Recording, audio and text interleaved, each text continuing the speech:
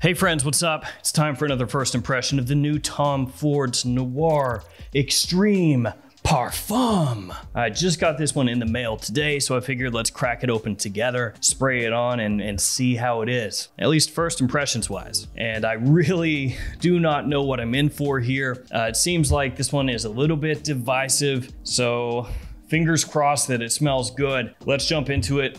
Let's check it out.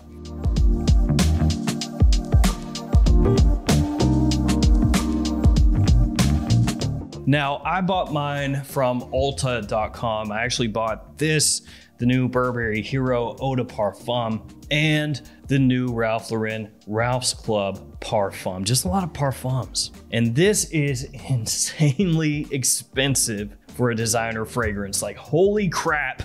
A 100 ml size bottle of this is $230. But don't worry, I got the more affordable 50 ml. All I paid was $175. Yeah, so let's hope it's good. I do have it linked in the description in case you want to check it out, but like I said, it is not cheap. All right, guys, let's check out the presentation. Let's go ahead and open this bad boy up. Check it out. Well, it looks like treasure, doesn't it? Here we have the box. You got the name of the house, the name of the fragrance, and the size right there on the front. This one is gold with a little black line pattern. You've got T on one side of the box, F on the other, and then TF up top, of course, for Tom Ford. On the back, you have your ingredients, and on the bottom, you have your badge code and barcode. That badge code is not easy to read. I'll read it off the bottle. All right, here's the bottle. Very golden, very beautiful.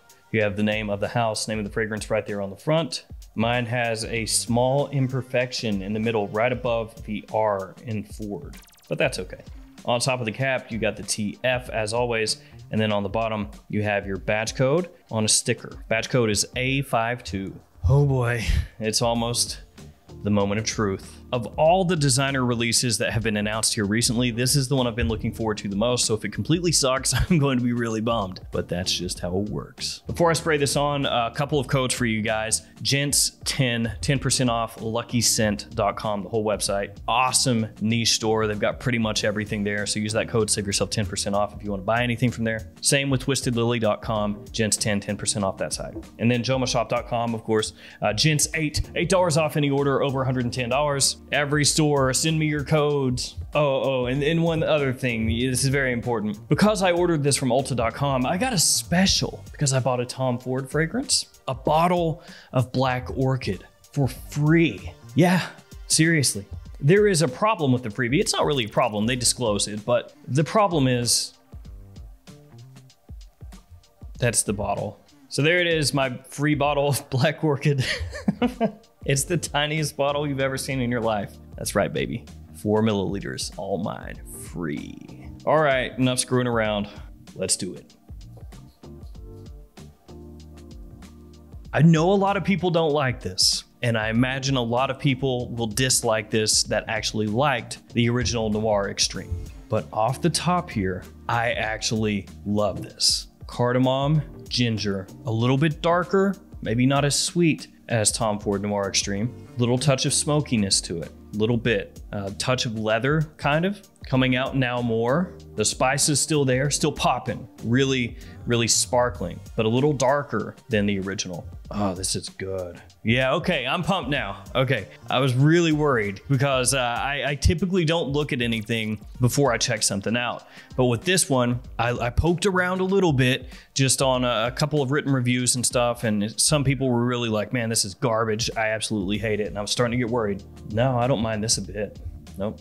I think it is a little bit more divisive than the original one, but I don't think it's like too far gone. I was worried that it was gonna be really funky. It definitely has a smokiness to it, and I think that that could potentially put some people off. The Noir Extreme DNA is there, but it's actually kind of lurking in the background a little bit, and like I said, the sweetness is toned down a little, and I think that's what's really differentiating the two. Little hints of florals are starting to pop out, kind of along the edges, along the periphery. They're playing like a secondary part to that more smoky kind of woodiness with a little hint of leather, and the spices from the opening, they're drying down a little bit, starting to kind of lose their sparkle, their effervescence. So those florals are becoming much more prominent as it dries down. They're really starting to kind of bloom through everything, but they still have that hint of darkness to them. It's like a little like hints of freshness that are pretty quickly stamped out by like a slight bit of a powdery dark floral feel. But I like it. I like it a lot. I don't know that I like it more than Tom Ford Noir Extreme. That one I think has more versatility, more wearability based off of what I'm smelling just here initially. But this is not a whiff for me. This is not a fail. So happy about that, because $175 down the drain would kind of suck. I like it. I like it. I'm gonna let it dry down a little bit more. I'll come back and wrap things up. But as we stand here, just the initial part of the opening and mid, I enjoy it. But I absolutely think that less people will like this than the original. But I do think people looking for something that has a little bit more of a twist to it, who are maybe bored of the original, they might dig this a lot. All right, I'll be right back.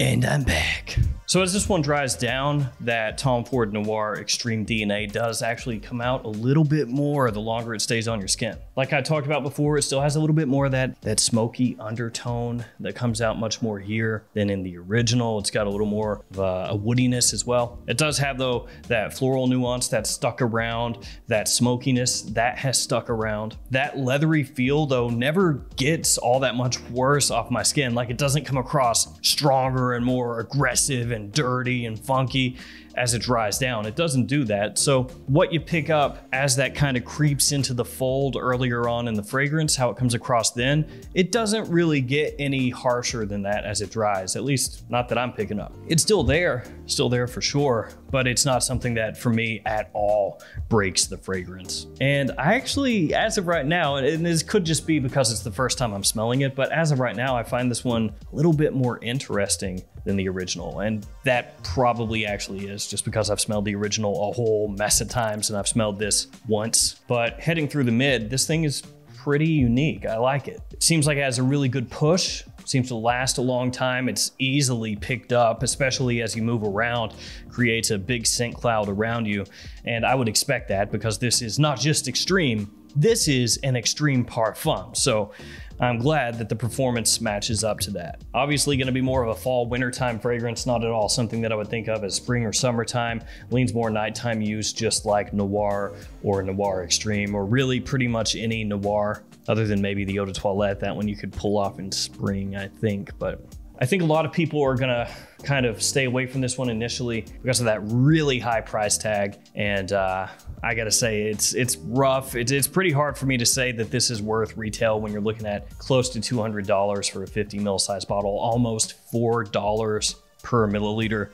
That's really expensive. So I can absolutely tell you I love the way this stuff smells based off this first impression, but even with that, the price point being what it is, it's still kind of iffy. If you're a big Tom Ford fan, if you've got a huge collection, then the price tag probably doesn't intimidate you quite as much as somebody who's trying to find good deals on FragranceNet, stuff like that. All things considered, it's more balanced than I was anticipating. I was worried that it was gonna be, you know, maybe too off-putting with the leather, too smoky, too overwhelming with the woodiness, maybe too much of the florals, too much spice, something just out of whack, a little wonky that would have it come across just not well done, not well blended.